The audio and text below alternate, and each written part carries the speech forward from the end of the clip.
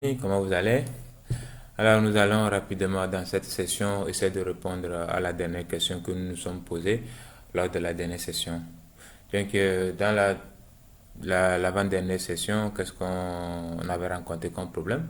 Après avoir expliqué la généricité et les problèmes auxquels la généralité nous apporte une solution, nous avons pu comprendre que une fois les références créées avec un type de données bien spécifique, nous ne pouvons que mettre, d'accord, des objets de ce type-là exactement. C'est-à-dire quoi? Ici, j'ai créé une référence de type integer et dans cette référence, je ne pouvais mettre qu'un objet de type integer. Donc ici, si j'essaie par exemple dans Toto, dans la référence Toto, si j'essaie par exemple de mettre aussi euh, un objet de type date, par exemple, euh, il va pas accepter. Il va pas accepter. Pourquoi? Parce que il va te dire que non, qu'il ne peut pas convertir, d'accord, date en intégral. Alors pour régler ce problème-là, qu'est-ce qu'il faut faire? On va utiliser ce qu'on appelle le wildcard. Le wildcard. Voilà. Donc au lieu de mettre dans la référence le type de données, on va mettre juste un point d'interrogation. Et donc en mettant un point d'interrogation, nous pouvons mettre n'importe quel objet maintenant dans la référence. Voilà.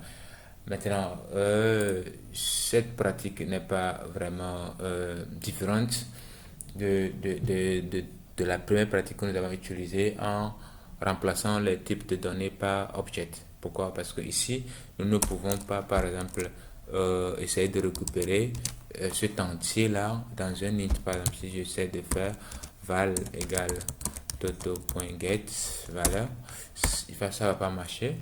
Pourquoi? Parce qu'il ne peut pas convertir ici. En fait, c'est considéré comme un objet. Donc, il va falloir faire les castes, voilà.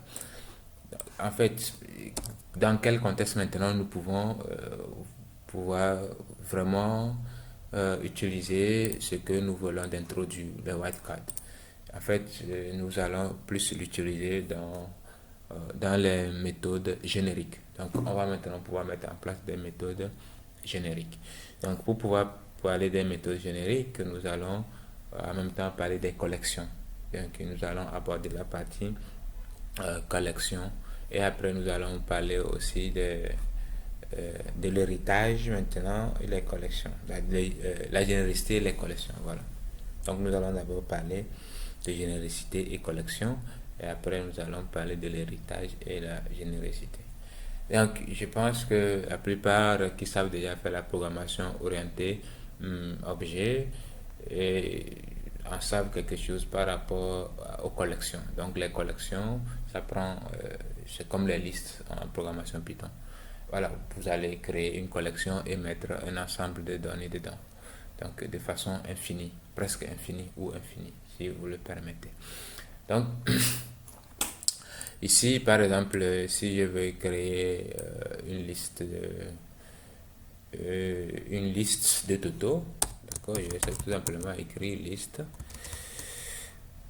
euh, Toto, je vais l'appeler liste égale à new, oh oui, qu'est-ce que je fais? Voilà, new array liste.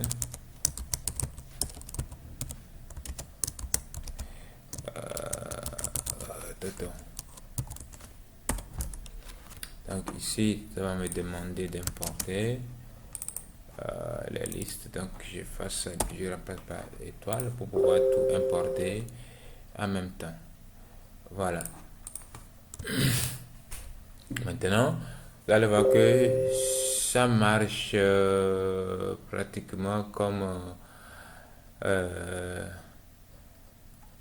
comme la générosité. Vous allez constater qu'ici, quand je voulais créer un objet de type string, j'étais obligé de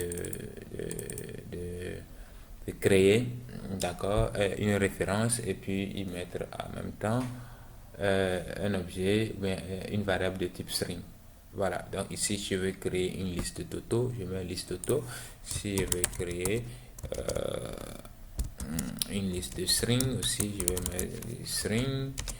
Je vais l'appeler liste string égale à new array list, la même chose, en précisant ici que c'est un string. Voilà, donc avant que c'est pratiquement la même chose dans cette logique là aussi que les collections ont été créées. Donc les listes aussi sont des collections. Donc la collection c'est l'interface générale que maintenant list hérite, et maintenant le array list implémente le list dans l'interface list. Donc ce qui nous intéresse plus ici, maintenant si des gens des questions par rapport aux listes aussi, vous pouvez les poser. Donc mon objectif ici n'est pas trop de me concentrer sur les listes ou bien des collections en général, mais c'est beaucoup plus sur la généralité et l'héritage afin de mieux expliquer maintenant les méthodes génériques. Parce que très souvent, les gens mélangent ce qu'on appelle les méthodes génériques et puis les méthodes polymorphes. Donc, pour parler de la généricité au niveau des méthodes, nous allons introduire rapidement l'héritage. Donc, on dit d'une classe A qu'elle hérite d'une classe B. C'est quand la classe B est une classe plus générique. D'accord? Plus générale, excusez-moi. Donc, la classe A hérite de la classe B, ça veut dire que la classe B est plus générale. Donc, sur ce, nous allons prendre un exemple plus pratique. Par exemple, un étudiant hérite de la classe personne. Voilà, étudiant hérite de personne. Donc, on va créer la classe personne. La classe personne. Voilà, donc dans la classe personne, par exemple, nous allons mettre private string, non, private string prénom, voilà. Et là, nous allons créer aussi la classe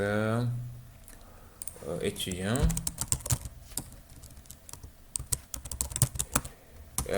qui, elle, maintenant va hériter de la classe personne. Voilà.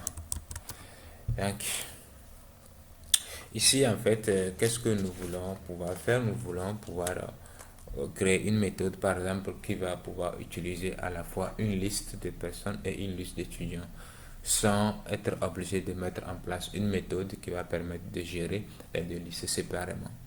Donc, par défaut, quand je parle de méthode polymorphe, qu'est-ce que cela signifie?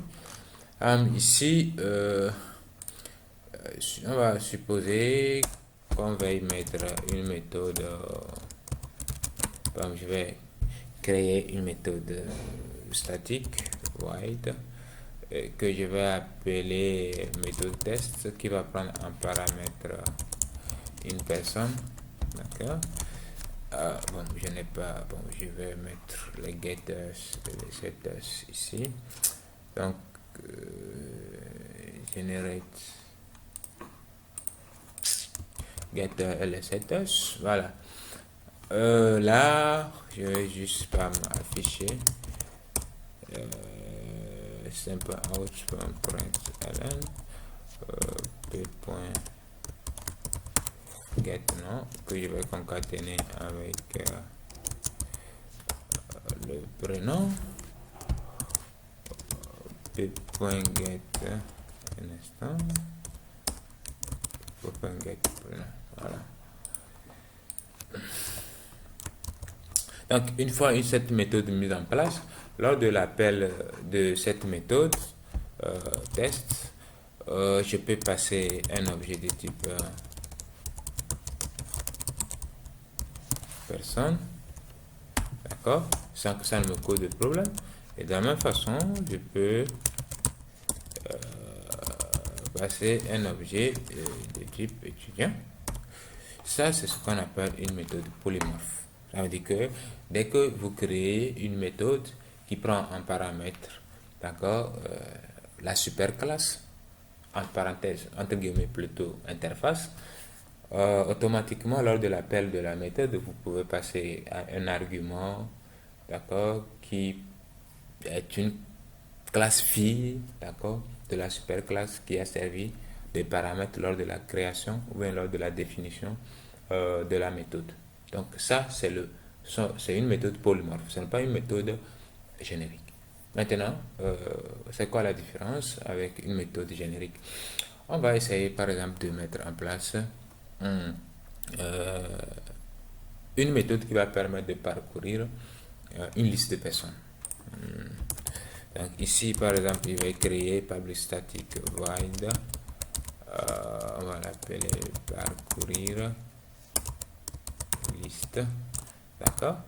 Et je dis bien une liste de personnes, donc je vais passer personne en paramètre, donc je vais l'appeler liste, d'accord?